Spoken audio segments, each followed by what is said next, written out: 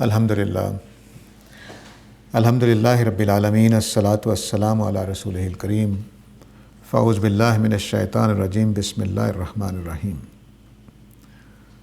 سورہ البقرہ کا ہم مطالعہ کر رہے ہیں اور اس میں 168 آیت ہم نے پچھلی دفعہ تقریباً کر لی تھی، 2 پہلو بس رہ گئے تھے۔ ایک طیب کے معنی رہ گئے تھے۔ حلال کا تو ہمیں تصور واضح ہوتا ہے کہ وہ چیزیں جو شریعت میں جائز ہوتی ہیں ان کو ہم حلال کہتے ہیں، البتہ جو طیب چیزیں ہیں وہ خبیث کا الٹ ہے۔ خبیث میں 2-3 پہلو ہوتے ہیں، تو اسے آپ طیب سمجھ سکتے ہیں۔ انسانوں کو چیزیں سمجھنے میں 2-3 طریقے اختیار کرتے ہیں، وہ چیز دکھا دیں، اس کو کوئی مثال دے دیں یا اس کا متضاد بتا دیں۔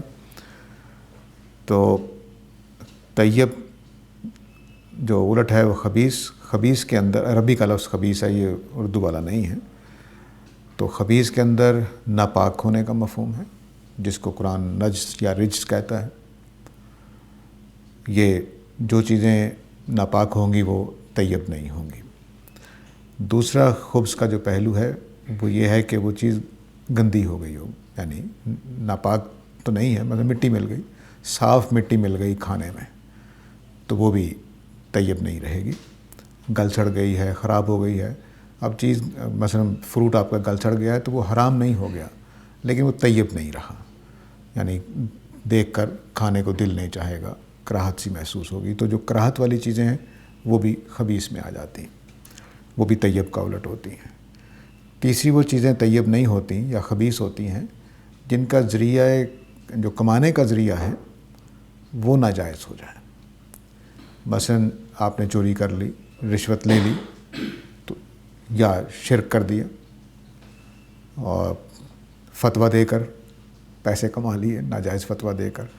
تو اس طرح کی جتنی چیزیں ہیں وہ پھر طیب فسق کے اعتبار سے، اس کو بیان کیا سورہ الانعام میں اللہ تعالیٰ نے اسی مضمون کو جب بیان کرتے ہوئے، تو وہاں اللہ تعالیٰ نے کہا ہے کہ رجسن او فسقن، کہ جو چیزیں ہیں وہ 2 وجہ سے حرام ہوتی ہیں، ایک رجس کی وجہ سے، ایک فسق کی وجہ سے۔ تو فسق میں شرک آ جائے گا، آپ نے کوئی ایسا کام کیا کہ غیر اللہ کے نام پہ مثلا جانور ذبح کر دیا، یا کسی آستانے پر جا کر بانٹ دیا یا ذبح کر دیا، تو وہ بھی حرام ہو جائے گا۔ تو اس میں فسق کی نجاست آ جاتی ہے۔ تو فسق یعنی نافرمانی، خدا کی نافرمانی کی جب نجاست آ جاتی ہے تو وہ چیزیں بھی ناپاک ہو جاتی ہیں۔ تو طیب کا الٹ خبیث ہے، اور خبیث کے یہ 3 پہلو ہیں۔ ایک چیز اس کو حرام نہیں کرتی، وہ گندہ ہونا ہے، کہ مثال کے طور پر اسے مٹی مل گئی یا گل سڑ گئی ہے چیز، تو وہ حرام نہیں ہے، ہم ویسے پسند نہیں کرتے، وہ ایک الگ چیز ہے۔ لیکن اگر ناپاک ہو جائے گی تب حرام ہو جائے گی، اور جب اس کے اندر فسق شامل ہو جائے گا، خواہ وہ کمائی کے اعتبار سے ہو، خواہ وہ عقیدے کے اعتبار سے ہو، کہ میں نے کمایا تو گوشت صحیح، لیکن اس کو غیر اللہ کے نام پہ ذبح کر دیا جانور، تو وہ حرام ہو جائے گا۔ تو اس میں شرک کی نجاست آ گئی۔ تو اس طرح سے یہ طیب جو ہے یہ واضح تصور رہنا چاہیے، یہ قرآن کی اصطلاحات میں سے ہے، خبیث اور طیب اور حلال بھی۔ تو اللہ تعالیٰ نے آگے چل کر چونکہ 2 چیزیں نمایاں کر دی سورہ نام میں، غالباً 145 نمبر آیت ہے، تو اس میں بیان کر دیا ہے کہ یا رجس ہوگا یا فسق ہوگا۔ تو جتنی بھی کھانے پینے کی چیزیں ہیں وہ ان 2 وجہ سے حرام ہو جاتی ہیں۔ تو اب اگلی آیت میں ہم جا کر دیکھیں گے کہ اللہ تعالیٰ نے کن کن چیزوں کو حرام کیا ہے، تو وہ اس میں کیوں حرام کیا ہے۔ ٹھیک ہے، تو پہلی بات یعنی جو رہ گئی تھی پچھلی اس آیت میں، وہ طیب کے معنی تھے۔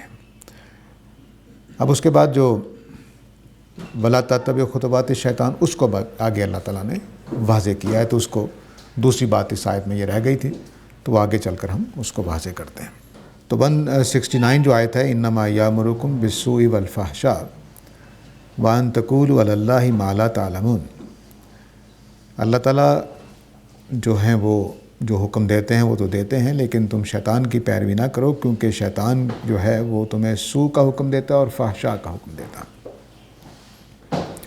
اور اس بات کا حکم دیتا ہے کہ تم اللہ تعالیٰ پر جھوٹ باندھو، اللہ تعالیٰ پر وہ بات کہو جس کا تمہارے پاس علم نہیں ہے۔ اس میں اب 2-3 باتیں سمجھنے کی ہیں کہ سوء کیا ہے، فحشاء کیا ہے، اور پچھلی بات کے ساتھ اس کا تعلق کیا ہے۔ تو ایک تو ظاہری تعلق ہے کہ اللہ تعالیٰ نے کہا ہے کہ لا تتبعوا خطوات الشیطان، کہ شیطان کے نقش قدم کی پیروی نہ کرو کیونکہ شیطان تمہیں بری باتوں کا حکم دیتا ہے۔ لیکن کھانے پینے کے ساتھ ان کا کیا تعلق ہے؟ تو اب دیکھیے کہ اللہ تعالیٰ نے پیچھے حلال اور طیب کا لفظ بولا تھا۔ جو سو ہے اور فحشا ہے، یہ دونوں ہی بڑی جامع اصطلاحات ہیں۔ سو کا مطلب یہ ہوتا ہے کہ سو جو ہے وہ گناہ والی تمام چیزوں کے لیے بولا جاتا ہے، اور یہ عدل کے خلاف ورزی کا نام ہے۔ یوں سمجھ لیجیے کہ سو جو ہے وہ عدل کی خلاف ورزی کا نام۔ عدل کیا ہے؟ ابھی ویسے ہم بات کر رہے تھے ظلم کے اوپر گفتگو درس شروع ہونے سے پہلے، تو ظلم یہ ہوتا ہے کہ ہم کسی کا حق دوسرے کو دے دیں۔ تو اسی طرح سے جو سو ہے وہ کسی کا حق دوسرے کو دے دینے کا نام ہے۔ ایک پہلو اس کا یہ ہے کہ آپ نے کسی کا حق مار لیا، کسی کا حق کھا گئے، تو یہ سو ہو جائے گا۔ اس کو ہم کہہ رہے ہیں کہ یہ اب عدل کس کس کا ہے، اس سے اس کے معنی بدل جائیں گے۔ کچھ اللہ تعالیٰ کے حق ہیں، وہ اگر ہم دوسروں کو دے دیں تو تب ہم سو کرتے ہیں، اس میں شرک آ جائے گا۔ اس میں اگلے ہی جملے میں ایک اللہ تعالیٰ کہہ رہے ہیں کہ اللہ تعالیٰ پہ جھوٹ باندھ دینا، یہ بھی اسی میں آ جائے گا۔ تو سو کا مطلب یہ ہوگا کہ جہاں کسی کا حق مارا گیا ہو، تو خدا کے حق مارے جائیں تو یہ سو ہے، میرے اور آپ کے حق مارے جائیں تو یہ سو ہے۔ اور تیسری چیز جس کو عام طور سے اگنور کیا جاتا ہے وہ حق ہے۔ خود حق کے بھی کچھ حق ہیں کہ حق کو تسلیم کیا جائے۔ اگر آپ حق کو تسلیم نہیں کرتے تو آپ حق کا حق مار رہے ہیں، یہ بھی ظلم ہے، تو یہ بھی برائی ہو جاتی ہے۔ اب یہ تین بڑے حق ہو گئے: اللہ کا حق، انسانوں کے حقوق جو بھی ہیں، اور حق کے حقوق، سچائیوں کے حقوق، صداقتوں کے حقوق۔ ان صداقتوں میں پھر پیغمبر ہوتے ہیں، ان میں پھر عقیدے بھی آ جاتے ہیں، پھر اور چیزیں بھی آ جاتی ہیں۔ تو یہ تین چیزوں کا حق ادا کرنا ہے۔ اگر آپ کے سامنے ثابت ہو جائے کہ یہ محمد صلی اللہ علیہ وسلم اللہ کے سچے رسول ہیں تو ماننا لازم ہو جائے گا، ورنہ آپ گناہ کر رہے ہیں، برائی کر رہے ہیں۔ تو یہ سو کا پہلو یہ ہے، جو حقوق کے اندر ایک چیز نہیں آتی لیکن وہ گناہ کا باعث بنتی ہے، وہ فحشا ہے۔ فحشا عدل کا الٹ نہیں ہے بلکہ یہ حیا کا الٹ ہے۔ تو دو بڑی سچائیاں ہیں، عدل اور حیا۔ ان دونوں کا خلاصہ الٹ اللہ تعالیٰ نے دو لفظوں میں بتایا، سو اور فحشا۔ تو جب آپ حیا کے خلاف چلتے ہیں تو فحشا وجود میں آتا ہے، جب آپ عدل کے خلاف چلتے ہیں تو سو وجود میں آتا ہے۔ تو اب کھانے پینے کی چیزوں میں جو حرمتیں ہیں وہ کبھی حق مار رہی ہوں گی۔ فسق میں آپ دیکھیے کہ میں نے بتایا کہ چوری جب آپ کر رہے ہیں تو مال حرام ہو گیا، تو چوری میں کیا ہوا؟ سو ہوا۔ تو اس لیے سود سے کمایا ہوا جتنا کھانا ہے، برائی کے طریقے سے کمایا ہوا جتنا کھانا ہے وہ حرام ہو جائے گا۔ اسی طرح جو سو کا دوسرا پہلو یہ ہے کہ اللہ تعالیٰ پہ جھوٹ باندھ کے کچھ چیزیں حرام کر لیں، کہ ہم نے کہا جی کہ فلاں جانور حرام ہو جائے گا، فلاں حلال ہو جائے گا، تو اللہ تعالیٰ نے تو نہیں کیا ہوتا، ہم نے کیا ہوتا، تو اس وجہ سے بھی چیزیں حرام ہو جائیں گی۔ تو اس لیے یہ دو جامع اصطلاحات ہیں جو ہر چیز میں پیش نظر رکھنی پڑیں گی۔ تو نہ حیا کی خلاف ورزی ہونی چاہیے، نہ حقوق کی ادائیگی کی خلاف ورزی ہونی چاہیے، جس کو میں عدل کہہ رہا ہوں۔ تو آگے سورہ نحل میں جا کے اللہ تعالیٰ نے فرمایا کہ وہاں بھی یہی حکم ہے کہ ان اللہ یامرکم بالعدل والاحسان وایتاء ذی القربی وینہی عن الفحشاء والمنکر والبغی۔ تو جو روکنے کی چیزیں ہیں اس میں دیکھیے، جو کہنے کی چیزیں اس میں عدل ہے سب سے پہلے، اور پھر احسان ہے، اور پھر مال دینا ہے۔ روکنے کی چیزوں میں پھر اللہ تعالیٰ نے بتایا کہ میں روکتا ہوں کس سے؟ فحشاء سے۔ وہاں پہلا نمبر، تو اوپر جو حکم دیے ہیں اس میں پہلا نمبر عدل کا ہے، جن سے روکا ہے اس میں پہلا نمبر فحشاء کا ہے۔ تو اس کا مطلب یہ ہوا کہ دو بڑی یہ مسئلے ہیں جس کو اپنے سامنے رکھنا چاہیے۔ تو سارا دین اس میں آ جاتا ہے، جتنا اخلاقی ضابطے ہیں وہ سارے کے سارے اس میں آ جاتے ہیں۔ اب یہ اللہ تعالیٰ نے بات اس لیے کی کہ تم شیطان کی پیروی کیوں کرتے ہو، وہ تو برائیوں کا حکم دیتا۔ تو دونوں چیزیں ہمارے ہاں مانی ہوئی ہیں۔ ابھی بھی ہم جتنے بھی برے زمانے میں آ گئے ہیں، ابھی بھی حیا کے کچھ چیزیں مانی ہوئی ہیں کہ یہ نہیں ہونا چاہیے، چلو اتنا ٹھیک ہے لیکن یہ نہیں ہونا چاہیے۔ اسی طرح عدل و انصاف کی بہت ساری چیزیں مانی ہوئی ہیں، اگرچہ ہماری قوم کافی اوپر والی کرپشن میں آتی ہیں، لیکن پھر بھی ہم کچھ چیزوں کو مان رہے ہوتے ہیں کہ ہاں یہ سچائیاں ہیں، عدل ہونا چاہیے، انصاف ہونا چاہیے۔ ابھی ہمارے جو عدالتیں کرتی ہیں اس کے اوپر ہم چی بجی کرتے رہتے ہیں کہ ایسا تو نہیں ہونا چاہیے، ججز کو تو فیصلہ صحیح کرنا چاہیے وغیرہ وغیرہ. تو وہ جو چیزیں قائم ہیں وہ فطری ہیں، اس کو ہم تو اس لیے جب یہ جملہ بولا جائے کہ یہ تو بری باتیں سکھاتا ہے، تمہیں فحشا سکھاتا ہے، تو اس سے اس کے برے ہونے کا احساس پیدا ہوگا. اس احساس کو اللہ تعالیٰ بیدار کر رہے ہیں کہ دیکھو شیطان کی پیروی نہ کرو، وہ تمہارا کھلا دشمن ہے، وہ تو تمہیں برائی کا حکم دیتا ہے اور فحشا کا حکم دیتا ہے اور اس بات کا حکم دیتا ہے کہ ان تقولوا علی اللہ ما لا تعلمون، کہ تم اللہ تعالیٰ کے بارے میں ایسی باتیں باندھو اللہ کے نام پر جن کا تمہارے پاس کوئی علم نہیں ہے. علم عربی زبان میں یاد رکھیے کہ ثبوت کے معنی میں بھی آتا ہے، صرف علم کے معنی میں نہیں آتا. جانچنے کے معنی میں، ثبوت کے معنی میں، پکا علم کے معنی میں، ظنی علم کے معنی میں، یہ سارے اس کے معنی ہیں. تو فرمایا کہ اللہ تعالیٰ پر ایسی بات نہ کہا کرو جس کا تمہارے پاس ثبوت نہ ہو، جس کا تمہارے پاس پکا علم نہ ہو. اپنی طرف سے اللہ تعالیٰ پر باتیں بنا کر پیش کرنا، اللہ نے یہ کہا ہے، اللہ نے یہ کہا ہے، یہ بہت بڑے کبیرہ گناہوں میں شامل ہوتا ہے اور یہ شرک کے ہم پلہ ہے، یہ اس سے کسی درجے کم نہیں ہے. کیوں شرک کے ہم پلہ ہے؟ اللہ تعالیٰ نے یہ بتایا ہے اور نبی کریم صلی اللہ علیہ وسلم نے بھی واضح کیا ہے کہ جو آدمی شریعت بناتا ہے وہ خدا کی رضا کو چھیننا چاہتا ہے. یہ قرآن میں واضح ہے. تو خدا کی نشست پر بیٹھنا چاہتا ہے، تو یہ ظاہر ہے کہ شریعت دینا اللہ کا حق ہے، کسی اور کا نہیں. یہاں تک کہ نبی کریم صلی اللہ علیہ وسلم بھی اپنے بارے میں فرمایا کرتے تھے، قرآن میں ذکر بھی کیا ہے کہ میں تلقائے نفسی اپنی طرف سے کوئی بات نہیں کہہ سکتا، مجھے یہ اجازت نہیں ہے. تو سنت بھی اللہ تعالیٰ کی اجازت سے سنت بنتی ہے. اگر آپ اللہ کی اجازت نہ ہو تو سنت نہیں بنے گی. ٹھیک ہے، تو یہ جو بات واضح رہنی چاہیے کہ میرے اور آپ کے پاس تو بالکل کوئی اختیار نہیں ہے. رسول تو پھر اللہ کی طرف سے مبعوث ہوتا ہے، میرے آپ کے پاس کوئی اختیار نہیں ہے.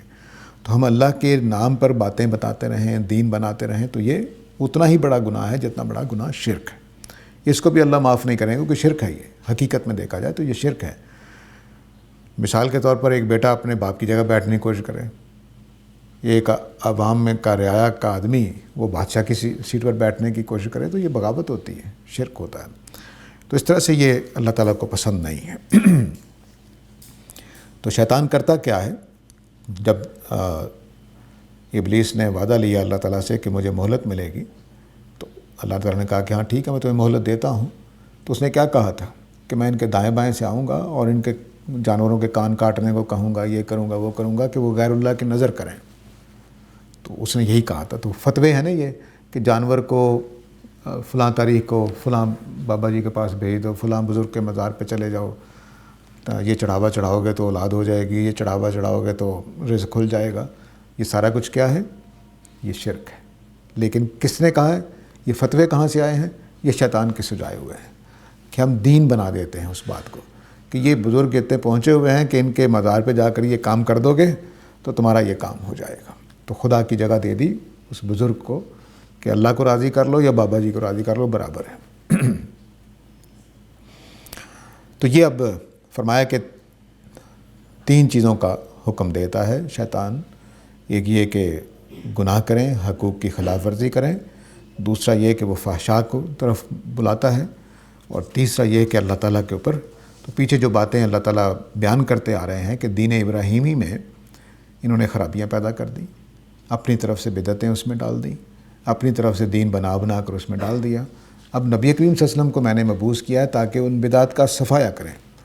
اس کے لیے پھر پوری ایک تمہید اللہ تعالیٰ نے باندھی، قبلے کو تبدیل کرنے کا حکم دیا. یہ پہلا حکم تھا. اس کے بعد اب دوسرا حکم جو ہے وہ حلال و حرام کا ہے، کیونکہ مشرکانہ مذاہب میں بہت زیادہ چیزیں حرام حلال کے دائرے میں چلی جاتی ہیں، بہت زیادہ چیزیں. یعنی اچھی خاصی جائز چیزوں کی کہیں گے نہیں کھانا. مثلا ہمارے ہاں صدقہ نہیں کھانا تم نے، دوسرا تو کھا لے گا، تم نہیں کھا سکتے ہو. کس نے حرام کیا؟ کوئی ثبوت نہیں. تو اس طرح کی جہاں جہاں شرک آ جائے گا وہاں آپ دیکھیں گے کہ بہت ساری چیزیں حرام ہو جائیں گی، بہت ساری چیزیں جو حرام ہوں گی وہ حلال ہو جائیں گی. تو غیر اللہ کے نام پہ کھانا بانٹنا منع تھا، ہم بڑے نام لے کر بانٹتے ہیں. آستانے پر جا کر کسی کے کوئی کھانا بانٹنا یا جانور ذبح کرنا منع تھا، ہم پورے چڑھاوے چڑھاتے ہیں. تو پھر اس طرح کی چیزیں حلال اور حرام کے دائرے میں چلی جاتی۔ تو اس لیے بدعت کا اب اللہ تعالیٰ یہ بتا رہے ہیں کہ بدعت پیدا کیسے ہوتی ہیں۔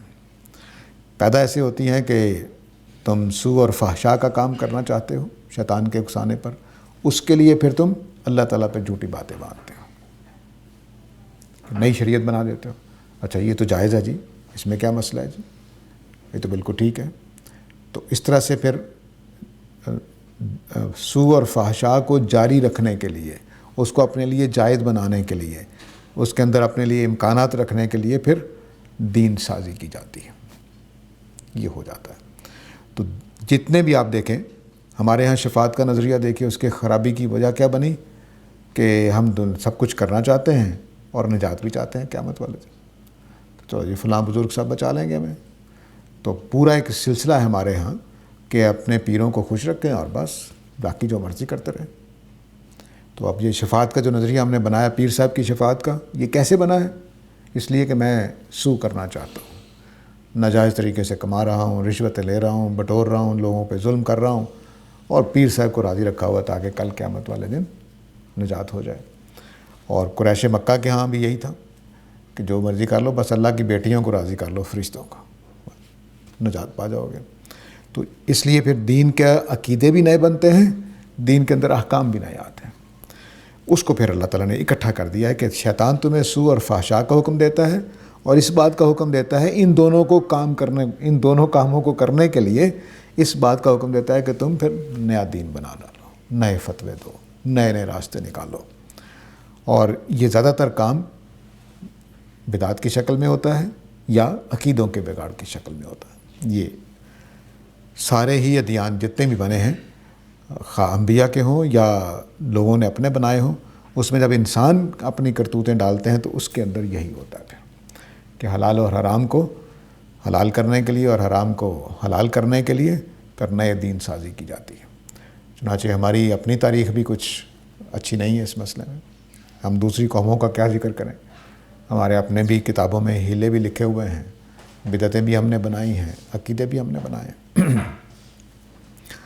بلکہ ہم کسی قوم سے پیچھے نہیں ہیں، اور نبی کریم صلی اللہ علیہ وسلم نے یہی فرمایا تھا کہ یہود کی تم نال بن نال پیروی کرو گے، قدم قدم پیروی کرو گے، اگر انہوں نے زنا کیا ہے ماں کے ساتھ تو تم بھی کرو گے، یہاں تک۔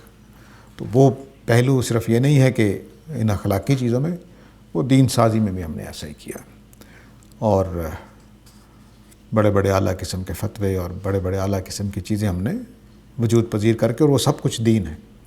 پچھلے 14 صدیوں میں ان کتابوں میں جو کچھ لکھا ہوا ہے وہ سب دین ہے، اور محمد عربی صلی اللہ علیہ وسلم سنت متواترہ اور قرآن دے کر گئے ہیں۔ تو اگر نبی صلی اللہ علیہ وسلم کا دین صرف نبی کریم صلی اللہ علیہ وسلم کا بنے بیان کیا جائے تو میرا خیال ہے ایک مختصر سی کتاب میں بیان ہو جائے گا، شاید 20-25 صفحے میں سارا دین بیان ہو جائے گا۔ لیکن امت مسلمہ کا اسلام ہو سکتا ہے کہ 10 والیوم بھی کم پڑ جائے، اتنا اضافہ کر دیا ہوا ہم نے۔ یہاں کوئی بھی آپ فقہ مذاہب اربعہ کی کتاب پڑھی ہے وہ اٹھا کر دیکھ لیں کہ اتنا مختصر سا دین وہ کہاں تک پہنچ گیا ہوا ہے۔ تو اس کی وجہ یہی ہے کہ ہم فتووں کو بھی، اپنے دیے ہوئے فتووں کو بھی دین سمجھتے ہیں، اور اس کو بڑے دھڑلے کے ساتھ، بڑے اعتماد کے ساتھ بیان کرتے ہیں کہ شافعی غلط ہیں، حنفی ٹھیک ہیں، حنفی غلط ہیں، شافعی ٹھیک ہیں اس مسئلے میں۔ ہے وہ انسانی رائے، دین تو نہیں۔ دین تو اس وقت بنے گا جب اللہ اور اللہ کے رسول کی تائید حاصل ہو جائے کہ ہاں یہی بات ہے۔ تو باقی اختلاف رائے ہیں، آپ کے خیال میں وہ بات ٹھیک ہے، میرے خیال میں دوسری بات ٹھیک ہے، تو بس ٹھیک ہے، اس اختلاف کے ساتھ چلتے رہیں۔ دین غلط اور صحیح کے دائرے میں نہیں ہوتا، دین تو دین ہوتا ہے، بس اس کو اپنائیں، اور اس کے لیے جان دینے کو بھی آدمی تیار ہوتا ہے۔ لیکن میری اور آپ کی رائے پر اتنا بڑا فساد کہ تم گمراہ ہو گئے میں ہدایت پر ہو گیا، یہ بات درست نہیں ہے۔ اب اس ساری بات کے پیچھے ایک بڑا موٹا جواب ہوتا ہے، وہ موٹا جواب یہ ہوتا ہے کہ اذا قیل لہم اتبعوا ما انزل اللہ، کہ جب ان سے کہا جاتا ہے کہ اس کی پیروی کرو جو اللہ نے نازل کیا ہے، قالوا بل نتبع ما الفینا علیہ آباءنا، تو کہتے ہیں کہ نہیں ہم ان نئی باتوں کی کیا پیروی کرنی ہے، ہم تو ان باتوں کی پیروی کریں گے جس پر ہم نے اپنے آباء و اجداد کو پایا۔ یہ بہت مضبوط دلیل ہے چھوٹی دلیل نہیں ہے، اور کسی بھی آدمی کو جو حقیقتوں کو نہ جانتا ہو اس کے اوپر یہ بڑی مؤثر ہوتی ہے کہ اچھا یہ نئی باتیں کر رہے ہیں، وہ ہمارے باپ دادا گمراہ تھے، وہ کوئی بیوقوف تھے، فلانے تھے، یہ کیسے ہو سکتا ہے کہ وہ غلط ہوں اور یہ آدمی ٹھیک ہو۔ میرے ساتھ بھی ایک دلچسپ معاملہ ہوا کہ میں شرک پر گفتگو کر رہا تھا جمعے کی ایک تقریر میں، تو بعد میں سوالات کے لیے بیٹھتا تھا میں، تو ایک صاحب نے کہا کہ تم نے یہ باتیں شرک قرار دیا ہے، تو میرے خیال میں یہ ٹھیک نہیں، تم نے زیادہ سخت بات کی ہے۔ تو میں نے کہا میں نے تو قرآن کی آیتوں کی روشنی میں یہ بات کہی ہے، یہ جیسے میں نے آج بھی کہی ہے کہ غیر اللہ کے نام پہ ذبح کرنا یا کسی کے آستانے پر جا کر ذبح کرنا یہ شرک ہے۔ تو انہوں نے کہا کہ میں تمہاری بات مانوں کہ وہ 70 سالوں کے بابوں کی بات مانوں جو پچھلے 70 سال سے دین کی خدمت کر رہے ہیں۔ بڑی مضبوط دلیل ہے ایک عام آدمی کے لیے کہ بھئی تم کیا، اور وہ 70 سال کے بزرگ ان کا قرآن نہیں پڑھا، انہوں نے کیا حدیث نہیں پڑھی۔ تو یہ بات بڑی مضبوط دلیل ہے، اگر دیکھا جائے تو عوام کا دل جیتنے کے لیے بہت ہی مضبوط دلیل ہے۔ اب اس مضبوط دلیل کے اندر سے اللہ تعالیٰ نے ایک کوتاہی کی طرف اشارہ کیا کہ اس دلیل میں غلطی کیا ہے۔ فرمایا وَلَوْ كَانَ آبَاؤُهُمْ لَا يَعْقِلُونَ شَيْئًا وَلَا يَهْتَدُونَ، کہ کیا اس کے باوجود اپنے ماں باپ کی بات مانیں گے کہ وہ بالکل ناسمجھ ہو، اور کیا اس کے باوجود ان کی بات بھی مانیں گے کہ وہ ہدایت پر نہ ہو، گمراہی پر ہو۔ تو کیا گمراہ والدین کی بات بھی مانی جائے گی، ناسمجھ والدین کی بات بھی مانی جائے گی؟ تو دو پہلو اس دلیل کے اندر جو تھے وہ اللہ تعالیٰ نے ہوا میں اڑا دیے کہ دیکھو تمہاری دلیل کتنی بودی ہے کہ کیا اپنے ناسمجھ والدین کی پیروی کرتے ہو عام زندگی میں، اور عام زندگی میں ہر باپ کی ہر بات مان لیتے ہو جو گمراہی والی ہو وہ بھی، تو یہاں کیا ہو گیا تمہیں؟ تو اس کو اٹھا کے اب یہ بات یاد رکھیے کہ اللہ تعالیٰ نے بھی اس بات کو مانا ہے کہ آباء و اجداد کی جو بات ہوتی ہے وہ ساری باتیں غلط نہیں ہوتی ہیں۔ سورہ احقاف میں غالباً پہلی 3-4 آیتوں میں یہ بات بیان ہوئی ہے کہ میرے پاس تم دلیلیں 2 طرح کی لا سکتے ہو۔ قرآن نے کہا ایتو بے کتابن، یا اللہ کی کوئی کتاب لے آؤ، او اسارۃ من العلم، یا ثابت شدہ باتوں میں سے معصور بات جو چلی آ رہی ہو نسل در نسل آباء و اجداد سے چلی آ رہی ہو۔ لیکن اللہ تعالیٰ نے اسارہ صرف نہیں بولا، اسارۃ من العلم بولا ہے، اسارۃ من علم نکرہ بولا ہے۔ تو علم کی کوئی پکی بات جو معصور چلی آ رہی ہو، ماں باپ کی وہ باتیں جو پکی ہیں معصور چلی آ رہی ہیں وہ تو دین کا حصہ ہے، اور اللہ کی کتاب بھی دین کا حصہ ہے۔ تو ہمارے دین کے بھی 2 ہی حصے ہیں، ایک قرآن مجید کے اندر ہے اور ایک جو نبی کریم صلی اللہ علیہ وسلم سے معصور چلا آ رہا ہے دین۔ تو یہ 2 چیزیں تو ٹھیک ہیں، لیکن آباء و اجداد کی ساری باتیں مان لیں گے تو وہ اللہ تعالیٰ نے وہاں اصل بات بتا دی سورہ احقاف میں، اور یہاں یہ بتا دیا کیونکہ وہ مکی سورہ ہے، پہلے اتر چکی ہے، تو یہ مدنی سورہ ہے، تو اس میں اس دلیل کی غلطی بتا دی کہ ماں باپ کی ہر بات نہیں مانی جاتی۔ ماں باپ اگر حماقت کریں تو نہیں مانی جاتی، ماں باپ اگر گمراہی کی بات کریں تو نہیں مانی جاتی۔ تو دین کے بارے میں بھی جو اللہ نے نازل کیا اس کو مانو، اس پر نہ جاؤ کہ ماں باپ کیا کر رہے ہیں۔ ماں باپ تو غلط باتیں بھی کر سکتے ہیں، ماں باپ تو غلط حرکت بھی کر سکتے ہیں۔ ہاں معصور بات کوئی حضرت ابراہیم کے زمانے سے چلی آ رہی ہے تو لے کے آؤ، میں ماننے کو تیار ہوں۔ تو یہ وہ بات ہے جس کو واضح کیا ہے۔ استدلال قرآن مجید کا یہ یاد رکھیے کہ قرآن مجید باتوں میں استدلال کرتا ہے، یہ کہہ کر نہیں اب میں دلیل دینے لگا ہوں، اس طرح سے نہیں کرتے اللہ تعالیٰ۔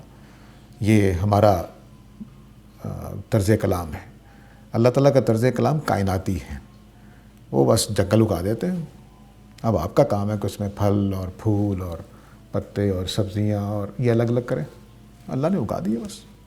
ایسا ہی یہاں پر ہے کہ یہ آیات کا ایک بہاؤ فطری ہوتا ہے جس میں اللہ تعالیٰ بات کرتے چلے جاتے ہیں، بیچ میں استدلال بھی آ جاتا ہے، بیچ میں رد کرنے والی باتیں بھی آ جاتی ہیں، بیچ میں سب کچھ آ جاتا ہے۔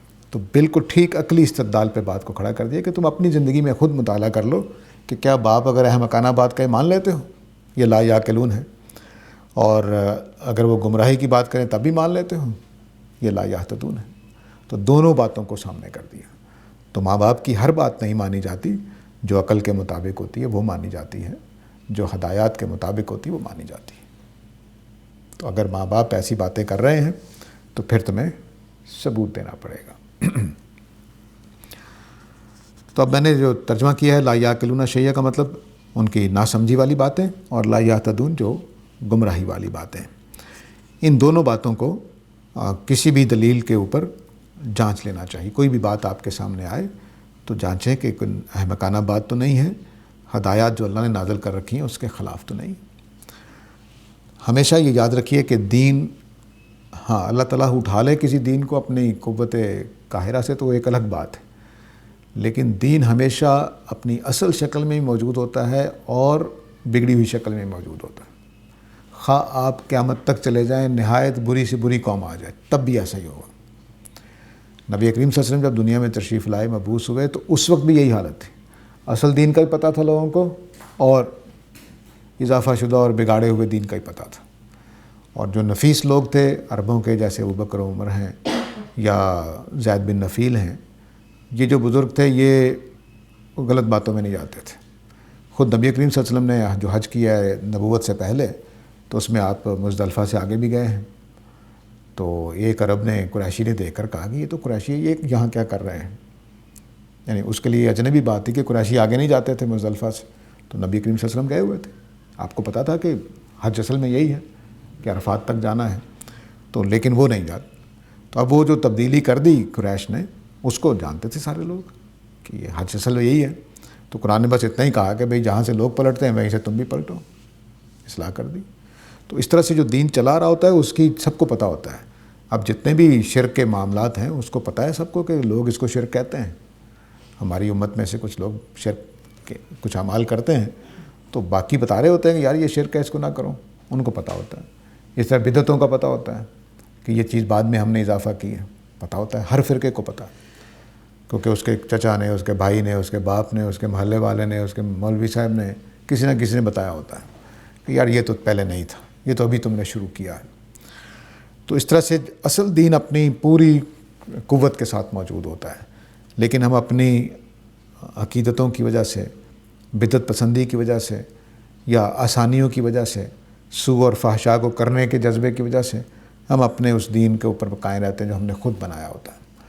تو آپ اپنے تمام مسالک جتنے بھی ہیں ان میں 100% خالص کوئی بھی نہیں ہے، کسی نہ کسی نے، ہاں کچھ بہت بہتر ہیں، کچھ کم تر بہتر ہیں، لیکن بہرحال ہر کسی نے کچھ نہ کچھ اضافے کر رکھے ہیں، اور اصل دین بھی ان کو پتہ ہے کہ کیا ہے۔ میں ایک موٹی سی بات بتایا کرتا ہوں کہ جس پر تمام مسالک متفق ہیں اصل دین وہی ہے۔ جہاں جہاں اختلاف ہوا ہے یا بعد میں پیدا کیا گیا ہے یا لوگوں نے کو غلط فہمی ہو گئی یا غلطی لگ گئی ہے یا تیسری چیز بدعت ہے، جہاں پر اتفاق ہے بس وہی اصل دین ہے۔ اور یہ کسی بھی امت میں چلے جائیں آپ کو یہی اصول نظر آئے گا کہ جس پر سارے ملت عیسائیت متفق ہے، اصل دین وہی ہے۔ بلکہ میں نے ایک اچھا مضمون میری نظر سے گزرا، 4-5 سال پہلے کی بات ہے، کہ وہ مضمون کسی عیسائی نے لکھا تھا کسی یونیورسٹی میں، بیلجیم کی کوئی یونیورسٹی ہے، تو اس نے کہا کہ جیزس آف بائبل جو ہے وہ قرآن کے زیادہ قریب ہے، اور جو جیزس آف کرسچنز ہے وہ بائبل کے بھی قریب نہیں ہے، بلکہ وہ اپنا ہی بنایا ہوا۔ تو اس نے پوری وہ قرآن مجید سے جو مقامات ہیں حضرت عیسیٰ کے بارے میں اور جو انجیلوں میں ہے وہ بتایا کہ بالکل قرآن وہی حضرت عیسیٰ کا تعارف کرا رہا ہے جو انجیلوں سے بنتا ہے، لیکن انہوں نے کیا بنا لیا ہوا ہے وہ ایک الگ بات ہے۔ تو اس طرح سے اصل چیزیں موجود ہوتی ہیں، ایسا نہیں ہوتا کہ اصل چیزیں موجود نہ ہوں، لیکن اب اکثریت جو ہوتی ہے وہ بیچاری بھیڑ چال کی وجہ سے وہ باتیں کرتی رہتی ہے جو سب کہہ رہے ہوتے ہیں، لیکن ان میں کچھ اچھے لوگ پیدا ہوتے رہتے ہیں جو غلط باتوں کی نشاندہی بھی کرتے رہتے ہیں اور غلط باتوں سے بچتے بھی رہتے ہیں۔ اور زید بن نفیل کی طرح وہ یہ کہتے رہتے ہیں، زید بن نفیل نبی صلی اللہ علیہ وسلم کے زمانے کے آدمی ہیں، لیکن شاید آپ سے عمر میں بڑے تھے، تو وہ کہتے تھے کہ مجھے، یا اللہ مجھے نہیں پتہ قریش کیا کرتے ہیں، مجھے یہ ٹھیک نہیں لگ رہا، لیکن یہ بھی نہیں پتہ کہ کرنا کیا ہے۔ ٹھیک ہے، تو آپ کا ایک سفر بھی ہے زید بن نفیل کے ساتھ، تو ایک صاحب بتاتے ہیں کہ جو کچھ نبی صلی اللہ علیہ وسلم نے کھایا وہی انہوں نے کھایا، یا جو کچھ زید بن نفیل نے کھایا نبی صلی اللہ علیہ وسلم نے وہی کھایا، جس چیز کو زید بن نفیل نے نہیں کھایا، نبی صلی اللہ علیہ وسلم نے نہیں کھایا، اور شرک بھی نہیں کرتے تھے دونوں، تو اس کا مطلب ہے کہ وہ اپنی طرف سے وہ توحید پر قائم تھے، اپنی طرف سے وہ اصل دین ابراہیمی پر قائم تھے، لیکن وہ قریش کو سناتے رہتے تھے کہ مجھے نہیں پتہ یہ کیا کرتے ہیں۔ تو اب وہ زید بن نفیل کے اتنے بڑے آدمی ہیں کہ نبی کریم صلی اللہ علیہ وسلم سے پوچھا گیا کہ ان کا کیا بنے گا، تو آپ نے کہا وہ ایک امت کی حیثیت سے اٹھیں گے۔ اور اس جملے سے مجھے قرآن مجید کا ایک جملہ یاد آ جاتا ہے جو ابراہیم علیہ السلام کے بارے میں قرآن نے بولا ہے کہ کانا امتن قانتن، حضرت ابراہیم ایک امت قانت تھے، یعنی وہ نبوت سے پہلے ہی توحید پر تھے۔ وہی بات جو تو یہ سالے لوگ جو ہوتے ہیں، نفیس لوگ جو ہوتے ہیں، وہ ان کی فطرت ہی بات کرتی ہے کہ میں یہ چیز مان لوں۔ چنانچہ آپ دیکھیں کہ کٹر بریلوی گھرانوں میں توحید پرست پیدا ہو جاتے ہیں، دیکھا ہوگا آپ نے۔ تو وجہ کیا ہے کہ ان کی فطرت نے قبول نہیں کیا کہ میں شرک کے راستے کو اختیار کر لوں۔ تو یہ اتنی مضبوط دلیل تھی، لیکن اللہ تعالیٰ نے اس کو ہوا میں اڑا دیا دو تنقیدیں کر کے کہ آباء و اجداد کی بات مانی جاتی ہے، ہاں ٹھیک ہے، لیکن اس صورت میں نہیں مانی جاتی جب وہ ناسمجھی کی بات کریں یا غیر ہدایت والی بات کریں، گمراہی کی بات کریں، تو ان کی وہ بات نہیں مانی جائے گی۔ تو اس لیے اب تمہیں پیروی کرنی ہوگی جو اللہ نے نازل کیا ہے۔ اس آیت کا یہ پہلو رہ گیا جس کو میں واضح کرنا چاہوں گا۔ دیکھیے، میں اس بات پہ ہمیشہ زور لگاتا رہتا ہوں کہ دین صرف ان باتوں کا نام ہے جو اللہ اور اللہ کے رسول نے دی ہیں۔ میرے آپ کے فلسفے، میرے آپ کے فتاویٰ، میرے آپ کے نظریات یہ دین نہیں ہے۔ یہ ان کا سمجھ ہو سکتی ہے، ان کی خلاف ورزی ہو سکتی ہے، کچھ بھی ہو سکتا ہے، کہانیاں ہو سکتی ہیں، دین نہیں ہو سکتا۔ دین صرف اللہ اور اللہ کے رسول کی بات ہے۔ تو اس لیے اللہ تعالیٰ بار بار یہ بات کہتے ہیں کہ اس چیز کو مانو جو میں نے نازل کی ہے، جو تم نے سمجھی ہوئی ہے اس کی بات نہیں ہے۔ اور سورہ البقرہ کے شروع میں ہی اللہ تعالیٰ نے فرمایا تھا کہ اولئک علی ھدی من ربہم، یہ اس ہدایت پر ہیں جو ان کے رب کی طرف سے نازل ہوئی ہے۔ تو یہ سٹریس ہے قرآن کا۔ اور قرآن مجید جہاں میں بیان کر چکا ہوں پیچھے کہ نبی کریم صلی اللہ علیہ وسلم کی بعثت کا مقصد یہی بتا رہے ہیں کہ بھئی میں تو اس کو ملت ابراہیمی کو ٹھیک کرنے کے لیے بھیجا ہے، ان کو وہ بدعتیں ساری صاف کرنی ہیں۔ لیکن بدقسمتی یہ ہے کہ نبی کریم صلی اللہ علیہ وسلم سے پہلے بھی بدعتیں تھیں، بعد میں بھی بدعتیں پیدا ہو گئی، لیکن جماعت صحابہ اس سے مبرہ رہی، پاک رہی، انہوں نے ایسی حرکت نہیں کی، بعد میں ایسا ہوا۔ تو ما انزل اللہ کا مطلب یہ ہے کہ اللہ کی نازل کردہ چیزیں، بس وہی دین ہے، قرآن اور سنت۔ سنت متواترہ وہ دین ہے جو قرآن کے اپنے الفاظ میں اسارۃ من علم چلا رہا ہے، اور اس کا پکا ثبوت ہے ہمارے پاس۔ تمام صدیوں میں تمام امت ہر زمانے میں بالاتفاق اس کو مانتی رہی ہے، اور خود قرآن مجید بھی اسارۃ من علم کے طور پر ہم تک پہنچا ہے۔ میرے آپ کے اوپر تو نازل نہیں ہوا، امت بتا رہی ہے کہ یہ اللہ کی کتاب ہے جو محمد صلی اللہ علیہ وسلم نے ہمیں دی تھی۔ تو ہمارے پاس قرآن مجید بھی اور سنت نبی بھی دونوں اسی حیثیت سے موجود ہیں کہ یہ نبی کریم صلی اللہ علیہ وسلم نے نماز پڑھائی تھی 5 وقت کی، یہ رکعتیں تھیں، اس طرح سے ہوا تھا، اور الحمد سے لے کر والناس تک امت بتا رہی ہے کہ یہ قرآن اللہ کی کتاب ہے۔ مجھے اور آپ کو براہ راست نہ نبی کریم صلی اللہ علیہ وسلم نے دیا ہے، نہ براہ راست نازل ہوا ہے۔ تو یہ پوری امت کی گواہی ہے، کوئی اس سے اختلاف کرنے کی ضرورت نہیں کرتا کہ یہ اللہ کی کتاب نہیں ہے، یا یہ وہ کتاب نہیں ہے جو محمد صلی اللہ علیہ وسلم نے دی، کسی کو ضرورت نہیں ہے۔ تو اتنا اتفاق ہوتا ہے۔ اس کو ایک مثال سے سمجھیے، آپ میں سے کتنے لوگوں نے ایران دیکھا ہوا ہے؟ دنیا میں ہے یا نہیں ہے؟ اگر کوئی آدمی کہے کہ ایران نہیں ہے تو آپ اس کو بیوقوف سمجھیں گے کہ عقل مند سمجھیں گے؟ تو ایران کا ہونا تواتر سے ثابت ہے، اس کا کوئی انکار نہیں کر سکتا، حالانکہ ہم میں سے کسی نے نہیں دیکھا ہوا۔ تو اگر کوئی کہے کہ ایران دنیا کے نقشے پر نہیں ہے، ایسے ہی مولوی صاحب نے کہانی بنا لی ہے، تو یہ اس کو بیوقوف کہیں گے، نہ کہ ایران کو ماننے والوں کو۔ تو تواتر اس طرح کا ہوتا ہے۔ اس میں ہمارے اصولیین ہیں، وہ یہ جملہ لکھتے ہیں کہ تواتر سے آنے والی چیزوں کو لوگ ایسے ہی پہچانتے ہیں جیسے اپنے بچوں کو پہچانتے ہیں، کوئی شبہ تک نہیں ہوتا۔ تو اب کوئی آدمی کہے کہ امریکہ تو ہے ہی نہیں دنیا میں، ایسے ہی ہمارے ٹیلی ویژن والوں نے ایک پروپیگنڈا کر رکھا ہے، تو تو اس ٹیلی ویژن والے کو بھی اور اس کو سب کو بیوقوف سمجھیں گے ہم جو اس طرح کی باتیں کر رہے ہیں. تو یہ تواتر ہوتا ہے. تواتر کا مطلب ہوتا ہے کہ ہر پہلو سے خبر آ رہی ہے. کتابوں میں بھی لکھا ہوا ہے, لوگ بھی باتیں کر رہے ہیں, ٹیلی ویژن پہ بھی ہو رہا ہے, خبروں میں بھی آ رہا ہے, اخباروں میں بھی چھپ رہا ہے. کوئی ذریعہ ایسا نہیں ہے جس سے اس کی نفی ہو رہی ہو. یہ تواتر ہوتا ہے.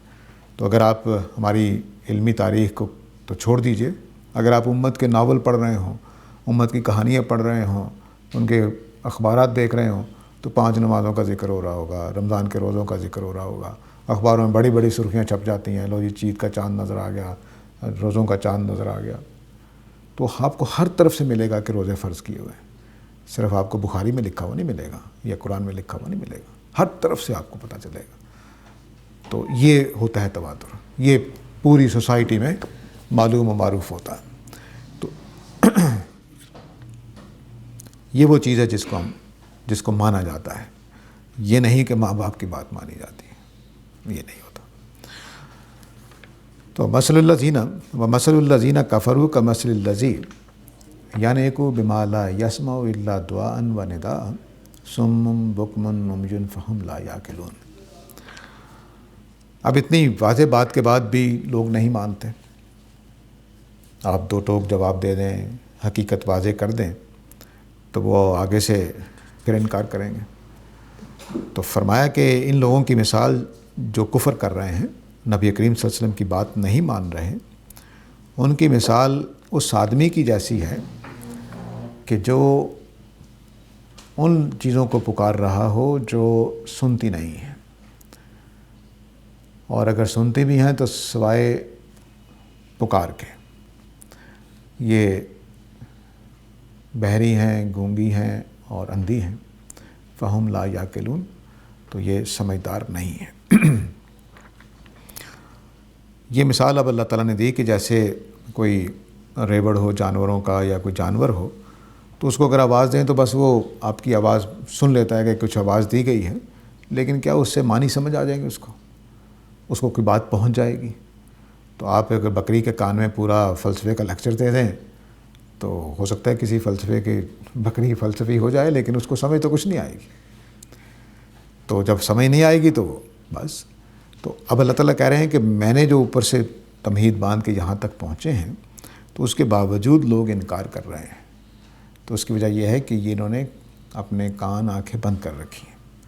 تو جانوروں والی حالت میں آ گئے ہیں. آپ جو مرضی لیکچر دے لیں, جتنے مرضی دلائل دے لیں, یہ ماننے کو تیار نہیں ہے. اس سے ہمیں ایک بات سمجھ میں آتی ہے کہ دنیا کے اندر 2 طرح کے لوگ ہوتے ہیں. ایک وہ لوگ ہوتے ہیں جو باتوں کو سمجھنے کے لیے تیار ہوتے ہیں, دلائل کو توجہ دے دیتے ہیں, اور بحث بھی کریں گے تو سمجھنے کے لیے کریں گے. دوسرا طبقہ لوگوں کا وہ ہوتا ہے کہ جو بات ماننے کو تیار نہیں ہوتے, سننے کو تیار نہیں ہوتے. وہ اپنے کان آنکھیں منہ لپیٹ کے رہتے ہیں. اور یہ جس قوم کے بارے میں بات ہو رہی ہے وہ اہل کتاب ہیں. تو اہل کتاب کا یہ جملہ آگے بھی آئے گا کہ وہ کہتے تھے قلوبنا غلف, اللہ نے ہمارے دلوں کے اوپر غلاف چڑھا دیا ہوا ہے. ہم کوئی غلط باتیں, قرآن کے بارے میں کہہ رہے تھے کہ ہم کوئی غلط باتیں ہمارے دلوں پہ اثر انداز نہیں ہوتی. تو یہ بعض لوگ اپنے آپ کو اس حالت میں لے آتے ہیں. زندگی میں بہت سارے لوگوں سے میرا بھی واسطہ پڑا ہے, تو اکثریت تو سننے والی ہوتی ہے, سمجھنے والی ہوتی, لیکن بہت سارے لوگ ایسے میں نے دیکھے ہیں کہ بس آپ جو مرضی دلیل دے لیں, بس وہ کہیں گے نہیں جی ساڑی گل ٹھیک ہے. یہ جو رویہ ہوتا ہے وہ یہاں زیر بحث ہے. ایسا نہیں اللہ تعالیٰ کہہ رہے کہ سارے ہی ایسے ہیں, نہیں, جو قرآن مجید کے مقابلے میں ایسا کر رہے تھے. تو فرمایا کہ وہ ایسا ہی ہے کہ جیسے کوئی آدمی ایسے لوگوں کو پکار رہا ہو جو سوائے پکار کے کوئی اور بات سمجھ نہ سکتے ہوں. تو اب 3 جو چیزیں ہیں وہ قرآن مجید کے حوالے سے کام آتی ہیں نبیوں کی بات کو ماننے کے لیے: آنکھیں, کان اور جواب دے لینا, بات کو اقرار کرنا. تو اگر کوئی آدمی تینوں باتیں, یہ تینوں اپنے حواس جو ہیں بند کر لے, آنکھوں سے دیکھنا بند کر دے, کانوں سے بات کو سننا بند کر دے, تو یہ آدمی ایک آگے بات کر لیں کہ ایک آدمی بہرا بھی ہے اور اندھا بھی ہے, گھر جانا چاہتا ہے کسی نئی جگہ سے, تو کیسے جائے گا؟ ایک ہی کام ہے کہ وہ آواز دے کر لوگوں سے پوچھے کہ میں نے وہاں جانا ہے، مجھے پہنچا دیجیے۔ تو جس کی آواز بھی نہ نکلتی ہو، اب کہیں پہنچ سکتا۔ تو تین چیزیں اکٹھی کر دیں کہ جو آدمی تینوں باتیں، اپنی زبان بھی بند کر لے، اپنے کان بھی بند کر لے، اپنی آنکھیں بھی بند کر لے، اس کو اب ہم راستہ نہیں دکھا سکتے۔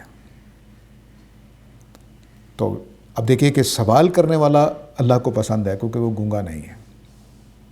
تو گونگا بن کے جو بیٹھ گیا ہے حق بات کے مقابلے میں، وہ بھی ہدایت نہیں پائے گا۔ تو کم از کم سوال کر رہا ہے، بات پوچھ رہا ہے، سمجھنے کی کوشش کر رہا ہے، تو یہ پسندیدہ ہے اللہ تعالیٰ کو۔ تو دو حواس ہیں اور ایک ہمارے پاس دل ہے جو چیزوں کو سمجھنے کا کام آتا ہے۔ حواس تو 5 ہیں، لیکن قرآن مجید کے حوالے سے کہہ رہا ہوں کہ نبیوں کو دیکھنا، ان کے ساتھ جو کچھ ہو رہا تھا وہ دیکھنا، اس کے لیے آنکھیں چاہیے، اور قرآن مجید جو کچھ باتیں کر رہا تھا، نبی صلی اللہ علیہ وسلم جو کچھ فرما رہے تھے، اس کے لیے سننے کے لیے کان چاہیے۔ لیکن اندر ایک دل موجود ہے، دماغ کہہ لیجئے، دل کہہ لیجئے، یہ بھی واضح رہنا چاہیے کہ زبان کے اندر ابھی بھی دل ہی چلے گا۔ جتنی مرضی سائنس کی تحقیقات ہو جائیں کہ دماغ سوچنے کا کام کرتا ہے۔ میں ایک مثال دیا کرتا ہوں کہ بڑے سے بڑا سائنسدان بھی اپنی بیوی کو یہ نہیں کہہ سکتا کہ بیگم پکوڑے بنا دو، آج پکوڑے کھانے کو دماغ چاہ رہا ہے، نہیں بول سکتا۔ لینگویج اپنی جگہ چلتی رہتی ہے اور آپ کی علمیات اپنی جگہ چلتی رہتی ہیں۔ تو یہ جملہ نہیں بولا جا سکتا کہ دماغ چاہ رہا ہے میرا۔ وہ ہو سکتا ہے کہ وہی کڑھائی اٹھا کر دے مارے کہ جو چاہ رہا ہے تو چاہتا رہے۔ تو زبان میں یہی ہوتا ہے۔ بڑے بڑے سائنسدانوں کی کتابوں میں لکھا ہوتا ہے سورج چڑھنا، کیا سورج چڑھتا ہے؟ سورج ڈوبنا، کیا ڈوبتا ہے؟ تو زبان میں ایسی بات، قرآن پہ اعتراض کرنے بیٹھ جاتے ہیں۔ لینگویج میں جس طرح سے باتیں کی جاتی ہیں اسی طرح سے ہوتی رہیں گی، قیامت تک ہوتی رہیں گی، سوائے اس کے کہ آہستہ آہستہ کوئی اسلوب تبدیل ہو جائے۔ ٹھیک ہے؟ تو علامہ اقبال نے جس زمانے میں پیدا ہوئے بندوق بن چکی تھی، ان کو لیکن کہنا یہی پڑا، تیغوں کے سائے میں پل کر جواں ہوا۔ وہ یہ نہیں کہتے کہ کلاشنکوف کے زمانے میں پل کر جواں ہوا۔ وہ شعر ہی کوئی نہ سنتا ان کا کہ یہ کیا کر دیا انہوں نے۔ تو زبان اپنی جگہ پہ چلتی ہے۔ تو اس لیے یہاں پر جو اللہ نے بولا ہے کہ دل سوچتے ہیں، دل جواب دیتے ہیں، وہ ایک لینگویج کے اعتبار سے اور ایک خدا کی طرف سے جو بھی ہمارے پاس چیزیں ہیں وہ اس کو اللہ تعالیٰ بیان کرتے ہیں۔ ہماری شخصیت جو ہے وہ نہ دماغ میں ہے نہ دل میں ہے، وہ جہاں بھی ہے اللہ تعالیٰ نے اس کو دل کا مرکز قرار دیا ہے۔ تو سوچنے سمجھنے کا کام میرا دماغ نہیں کرتا، وہ شخصیت کرتی ہے۔ اسی وجہ سے میں غلط اور طرح کے نتائج پر پہنچوں گا، آپ اور طرح کے نتائج پر پہنچیں گے۔ اس بات پہ جس پہ مجھے غصہ آ رہا ہے آپ خوش ہو رہے ہوں گے کیونکہ آپ کی شخصیت مجھ سے مختلف ہے، لیکن اندر جو عقل منطق وہ یکساں ہوتی ہے، فطرت یکساں ہوتی ہے۔ لیکن میری شخصیت آپ کی شخصیت سے مختلف ہے۔ مجھے بینگن پسند آ رہے ہوں گے، آپ تھو تھو کر رہے ہوں گے۔ یہ دنیا کی حقیقت ہے۔ تو اس سے پرسپیکٹو بدل جاتے ہیں۔ اسی بات کو آپ ایک اور زاویے سے دیکھ رہے ہوں گے، میں ایک اور زاویے سے دیکھ رہا ہوں گا۔ تو اب دین کو، جب دین آتا ہے تو وہ ہمارا جو اسلام ہے خاص طور سے، یہ ہماری اس یونیورسل فطرت کو ہٹ کرتا ہے جو میرے اور آپ سب کے پاس۔ لیکن اگر میں نے مزاج بگاڑ لیا ہے، اپنی شخصیت خراب کر لی ہے، تو میں ان باتوں کو ماننے کو تیار نہیں ہوں گا۔ تو یہ دونوں امکانات رکھتا ہے ہر آدمی کہ اس کو آواز دے کر بچایا جا سکے، اس کو دکھا کر بچایا جا سکے، یا اس کی دونوں یہ صلاحیتیں نہیں ہیں تو وہ دوسروں سے مدد لے سکتا ہے۔